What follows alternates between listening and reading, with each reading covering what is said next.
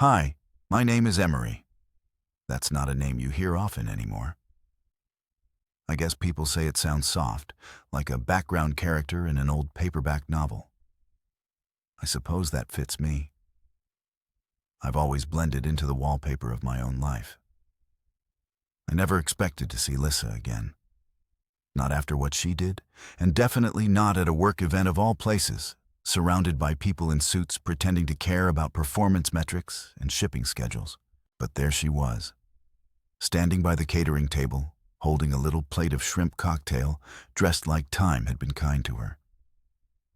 When her eyes met mine, her fingers started to tremble. And then she cried. 3 years of silence. Not a single message. And now tears. Let me take you back to before the crying. Before the silence. Before I learned how easily 15 years could collapse under the weight of secrets. I married Lisa when we were both broke and hopeful.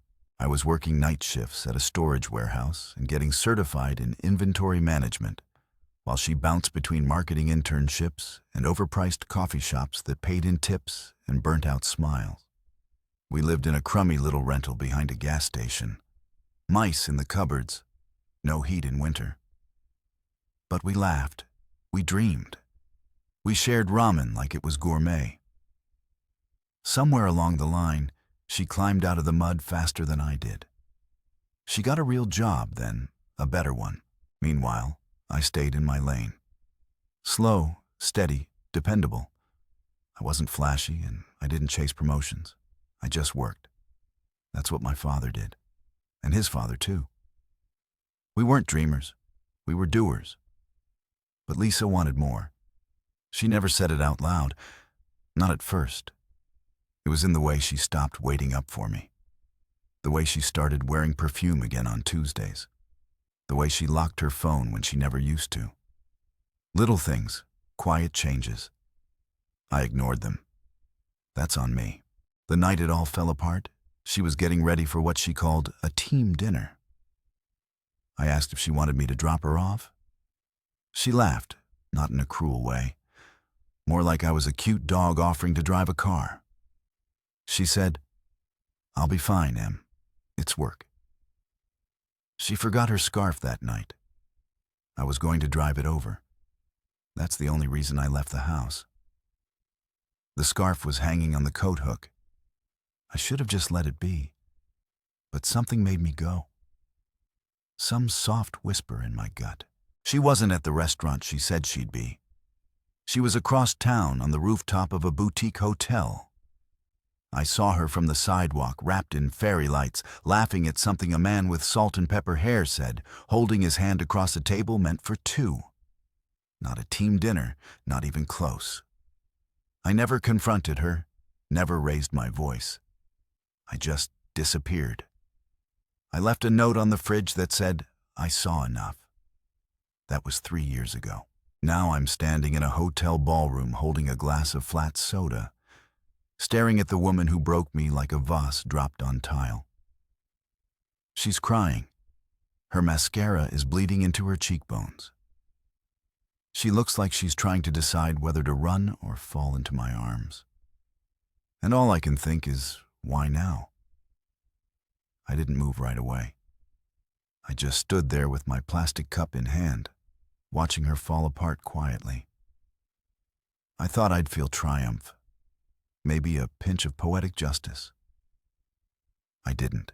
All I felt was that old familiar hollow feeling like standing in a room where the windows are open, but the air won't come in.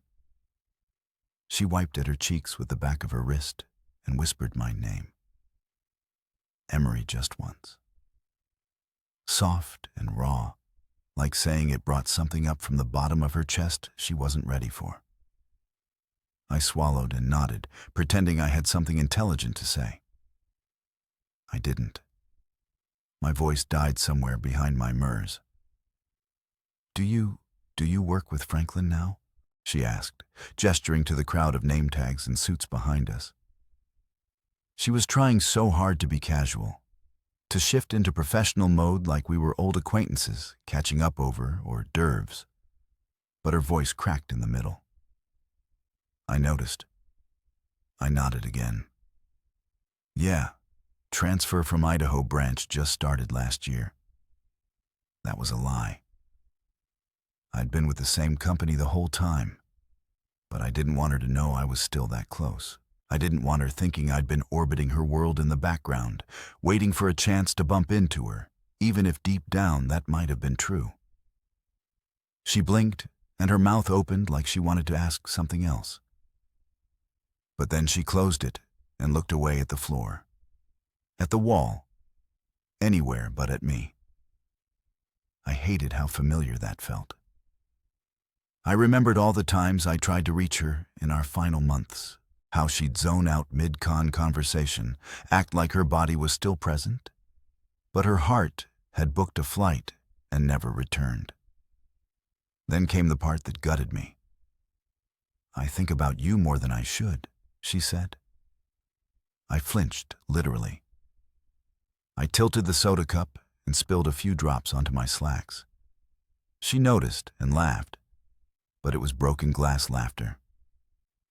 She shook her head, pressing her fingers to her temple. I'm sorry, that was weird. God, I didn't think you'd actually come here. Neither did I said, trying to hold on to my voice. And then she stepped closer. I froze. It felt like she was bringing all that weight of the past right up to my feet, laying it between us like a live wire. She looked older, but not in a bad way. Just real. Her eyes weren't as wide as they used to be, and there were faint lines around her mouth. Probably from stress or regret or him.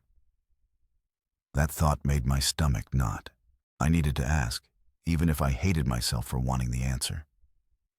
So, are you still with him? I tried to say it like I didn't care. I failed. She didn't answer right away, just inhaled sharply like the question had winded her. Then she said, no, not for a long time. No explanation, no apology, just that. I stared at her. I wanted to ask why she did it, why she gave someone else what we built together, why she didn't at least have the decency to tell me it was over before she let someone else kiss her in public. But instead I said, okay, that's me, Emery, the guy who says okay when his world falls apart. She smiled, then bittersweet. Can we talk? Somewhere quieter. My mouth said yes before my brain had time to object. 3 years of silence. Now she wanted to talk, and I was about to find out just how much she'd kept hidden. We stepped out of the ballroom and into a quiet hallway, lit by those dim yellowish sconces that make every hotel feel like it's holding on to ghosts. The air was cooler there. Or maybe it just felt that way, because I was suddenly hyper-aware of how close she was walking beside me. I could hear the rustle of her coat, the quick, shallow rhythm of her breath. For a moment, it felt like time had folded in on itself, like the last 3 years had never happened. And we were just out on a late-night stroll after dinner. We found a small lounge area by the elevators, empty except for a fake fireplace and 2 dark blue armchairs. We sat not across from each other, but angled like we were pretending we weren't really having this kind of conversation. Lisa spoke first. I didn't leave you for him, she said barely above a whisper. That's the first thing I need you to know. I didn't respond, not because I didn't have words. I had too many. They all crowded my throat at once and tripped over each other. She went on. You saw us that night, right? I nodded slowly. At the rooftop bar, she sighed and looked down at her hands. I wasn't supposed to be there with him. It wasn't a date. At least, not officially. He was my boss at the time. We'd been working late on a pitch, and he offered to get drinks. I knew what he wanted, but I told myself I was just being polite. I even told myself you wouldn't care. I stared at her. That last sentence hit harder than it should have. I wouldn't care. Is that what she'd convinced herself of in the end? I was stupid, she said, shaking her head. I kept playing with the fire, thinking I wouldn't get burned. He gave me attention, Emery. He noticed things like when I changed my hair or wore a new blouse. You'd stopped noticing a long time before that. I felt my jaw tighten. Of course, she blamed me. But deep down, I also knew she wasn't wrong. I had been distant, tired, worn thin from trying to keep things afloat financially. I stopped asking how her day was. I thought showing up with groceries and fixing the leaking faucet was enough. I thought loyalty meant more than flowers or flirtation. But I'd let the romance die quietly, and she'd gone looking for warmth somewhere else. I kissed him, she admitted after a long pause. Just once that night, I pulled away immediately. But it happened. After that, everything fell apart inside me. I didn't even want him. I just wanted to feel like someone still saw me. And that's when it hit me. This wasn't about the man on the rooftop, not entirely. This was about her drowning in silence while I was too busy surviving to notice. I could feel the old anger rising in my chest, but it came out tangled with something softer. Guilt. Why didn't you tell me? I asked. If you were that unhappy, why not just say something? I did, she said quietly. 100 times in 100 ways. You just didn't hear me. That landed like a brick in my stomach. I looked away. I couldn't hold her gaze anymore. Not because I didn't believe her, but because some part of me finally did. For a few minutes, neither of us spoke. The silence wasn't awkward. It was heavy, full of all the conversations we never had when it still mattered. Then she leaned forward, elbows on her knees, and said something that chilled me deeper than anything else that night. There's something else I have to tell you. Something I didn't put in the divorce papers. I turned to her slowly. What is it? She blinked twice. Her lips parted, but she hesitated. And in that hesitation, I felt something shift. Whatever she was about to say, it wasn't just an apology. It was a secret she'd been carrying for 3 years. And I wasn't sure I wanted to hear it. I sat there, heart pounding, feeling like the air had been sucked out of the room. Lisa pressed her palms flat against her thighs, staring at the carpet as if the swirling patterns could somehow save her from having to say what she was about to say. I didn't rush her. I didn't move at all. I just waited, feeling my own fear growing teeth inside me. When I filed the divorce paperwork, she began, her voice barely above a whisper. I didn't tell you everything because I didn't think you needed to know. I thought it would only make things worse. My hands curled tighter around my soda cup until the cheap plastic creaked. Know what, Lisa? She swallowed. And when she looked up at me, her eyes were wide with a kind of trembling sadness I hadn't seen in her since before all the lies started. I was pregnant, she said. Back then, when you left. For a second, I honestly thought I'd misheard her. The room tilted a little, and I had to blink hard just to keep from losing my balance in that stupid chair. What? It came out rough, almost like a croak. I found out 2 weeks after you moved out, she said quickly. Like if she rushed through it, it would hurt less. At first, I didn't know whose it was. I told myself it had to be yours. It had to be. I stared at her, my mind refusing to process the words she was spilling out. But I couldn't be sure. Emery, after what happened with him, I didn't know. There it was. The real betrayal. Not just the rooftop kiss, not just the lies about working late. This was the thing that had been rotting beneath everything else. The unspoken possibility that even our final months together had been invaded by another man. I opened my mouth to say something, anything, but nothing came out. My throat felt packed with sand.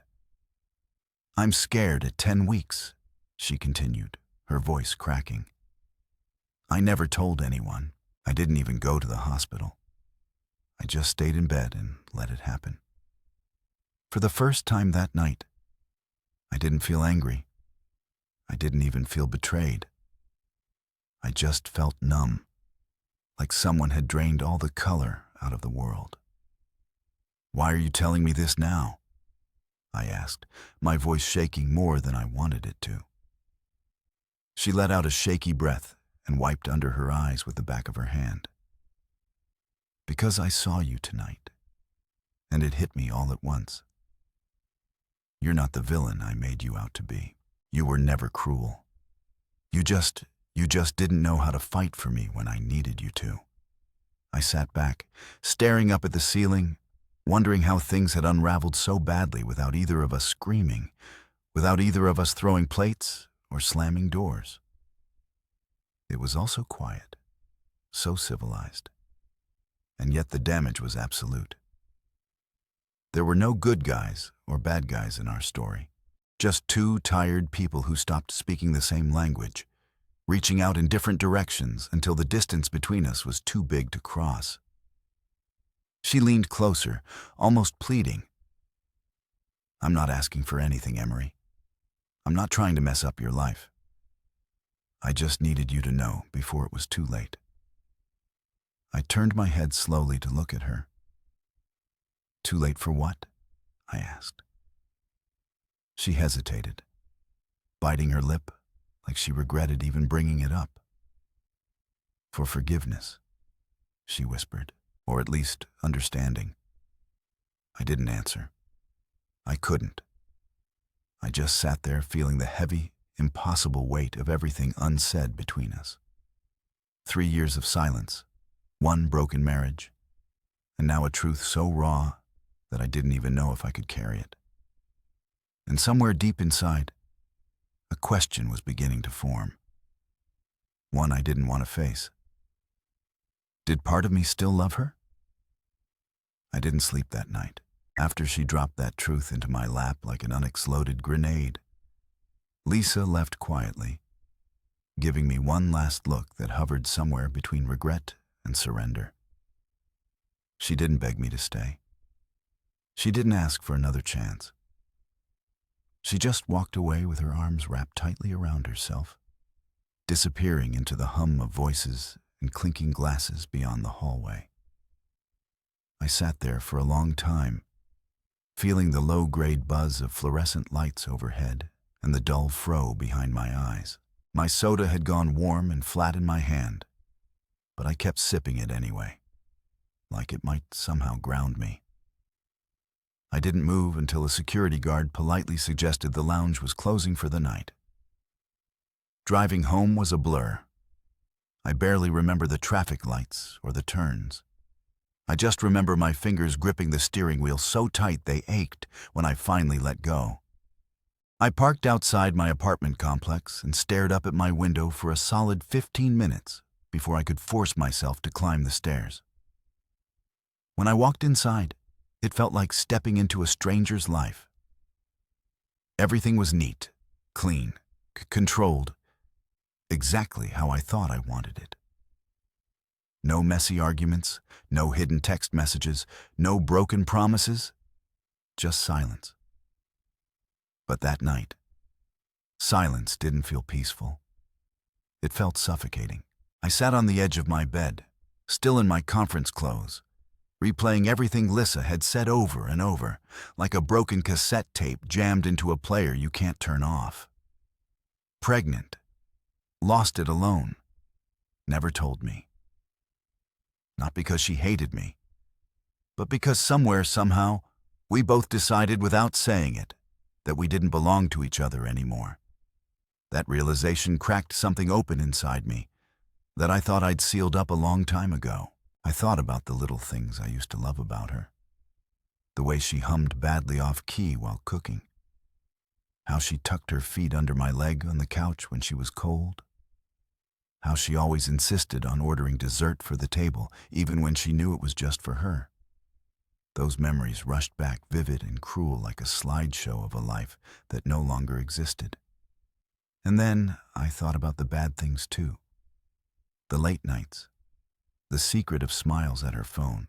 The way she started pulling away like a tide you can't stop, no matter how far you run into the water. I remembered how lonely it felt to sit across the table from someone who wouldn't look up at you, wouldn't see you anymore. Even when you were right there breaking quietly, I kept telling myself, you don't owe her anything. Not forgiveness, not understanding, not even your attention. But it wasn't that simple. You don't stop loving someone just because they stopped loving you, right? You don't erase 15 years because they made one terrible mistake, or maybe 1,000 tiny ones. I spent the whole night staring at the ceiling, feeling like a man caught between two impossible doors. Behind one was the pain of remembering. Behind the other was the ache of never knowing if something good might still be salvageable. Somewhere around 4 in the morning, I gave up trying to sleep. I dragged myself to the kitchen, brewed a pot of bad coffee, and sat at the tiny table by the window, watching the first weak hints of dawn creep across the sky. I told myself I would never see her again. I told myself the story was over. But deep down, in a place I didn't want to admit even existed, I already knew better. Some stories don't end just because you turn the last page. Some people are chapters you keep rereading, even when you know you should have closed the book a long time ago. And somehow, without even realizing it, I knew I hadn't seen the last of Lisa. Not by a long shot. 2 days after the conference, I thought maybe, just maybe, the dust would settle. I'd replayed the encounter with Lisa 100 different ways in my head, trying to make sense of it, trying to shove it into some neat little box labeled closure so I could move on. But closure doesn't arrive just because you want it to. It knocks when it feels like it. And sometimes it doesn't knock at all. It just kicks the door off its hinges. I was sitting in my living room late Sunday night, halfway through a lukewarm beer, the TV humming low in the background, when there was a knock at my door. At first, I thought it must be a neighbor. Maybe someone locked out, maybe a delivery at the wrong apartment. I wasn't expecting anyone. Nobody really visited me. Not anymore. But when I opened the door, there she was, Lisa, standing in the hallway in a loose sweater and jeans, hair pulled back, no makeup, clutching her car keys so tight her knuckles were white. She looked small somehow, smaller than I remembered, like all the confidence she once wore so effortlessly had been peeled away, leaving just the raw, exposed version of herself. I didn't say anything. Neither did she. We just stood there for a second, letting the awkwardness wrap around us like a heavy curtain. Finally, she spoke, her voice cracking mid-sentence. I shouldn't be here. I know that. I'm sorry. I should have closed the door. I should have told her she made her choice 3 years ago. I should have walked away like she walked away from me. But I didn't. Instead, I stepped aside. She hesitated just for a heartbeat and then slipped inside like a ghost returning to haunt an old home. She didn't sit. She didn't even take off her coat. She just stood in the middle of my living room, arms folded tight across her chest, staring at the carpet like it held all the answers she couldn't say out loud. I've been thinking about you every day, she said finally, voice thin and trembling. Not just since the conference, for a long time. I leaned back against the door, arms crossed.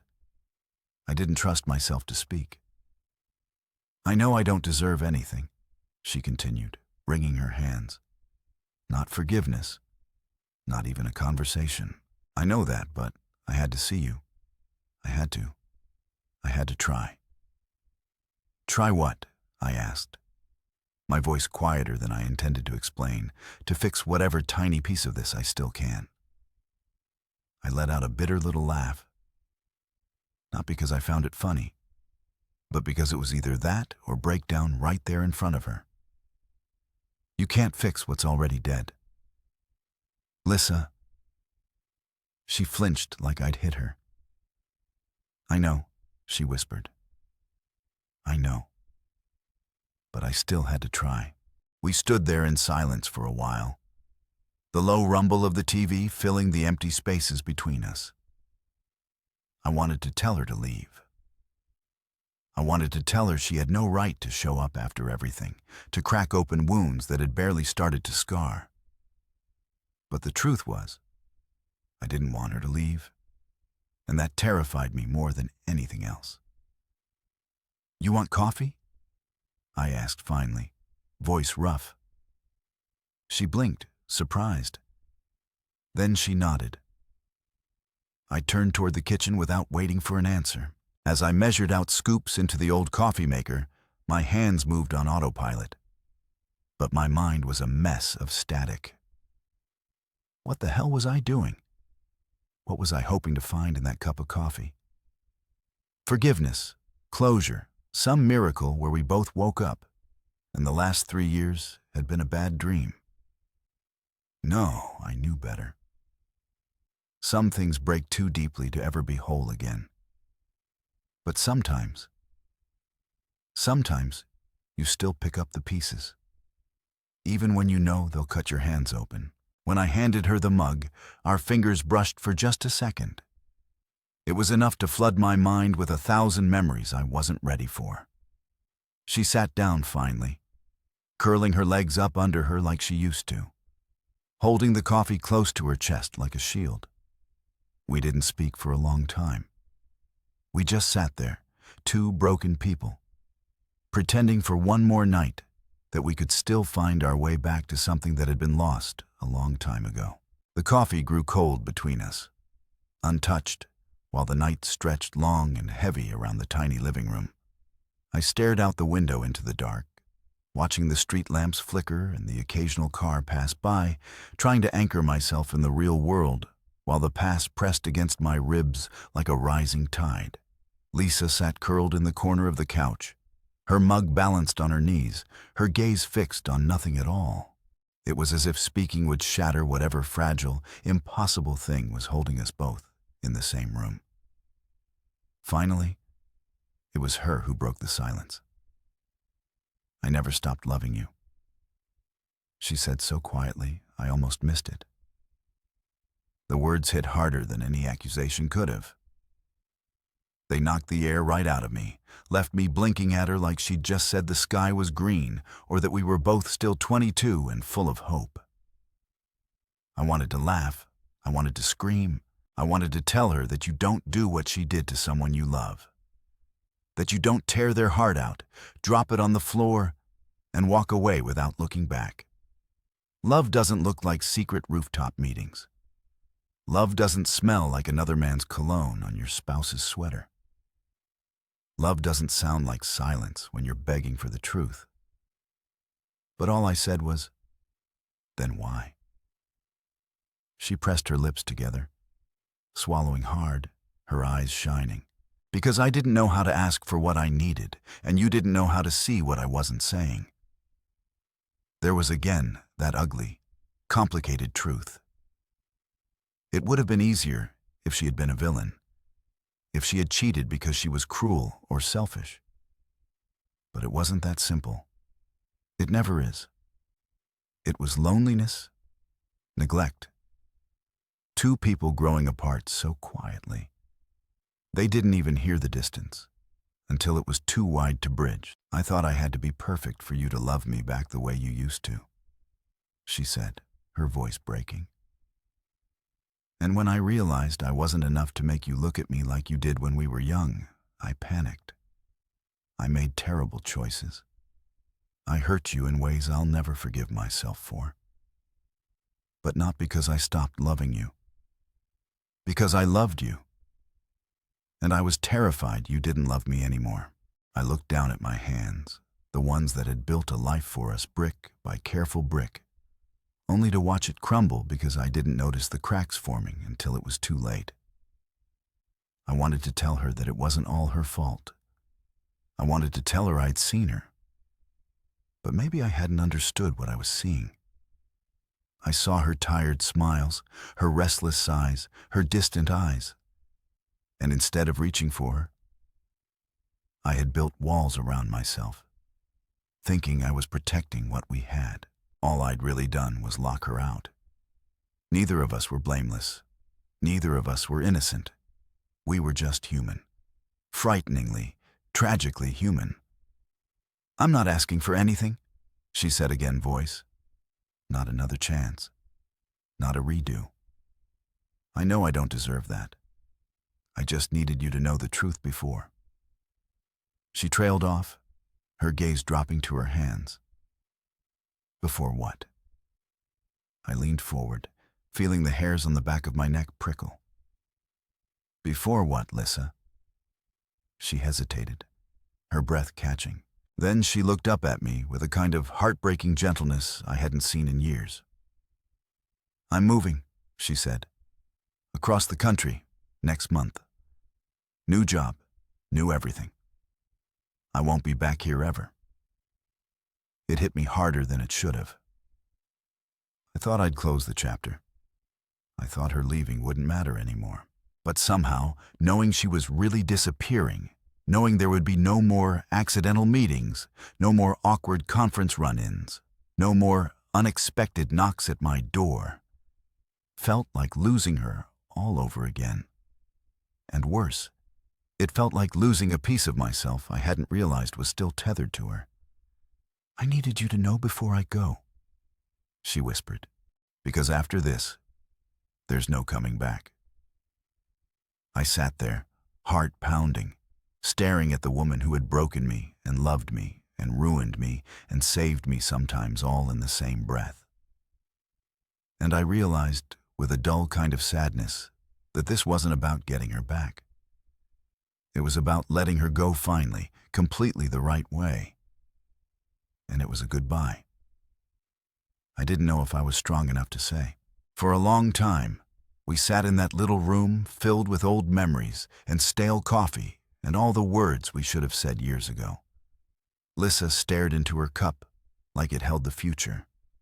I watched her, feeling the strange pull of everything we had been, everything we lost, and everything we could never be again. I thought about telling her no, that I didn't want to hear about her new life, her new city, her new adventures without me. I thought about asking her to stay, even if it was selfish. But in the end, I did what I had been too afraid to do when it really mattered. I let her go. "I'm glad you told me," I said, my voice steadier than I felt. "I'm glad you came."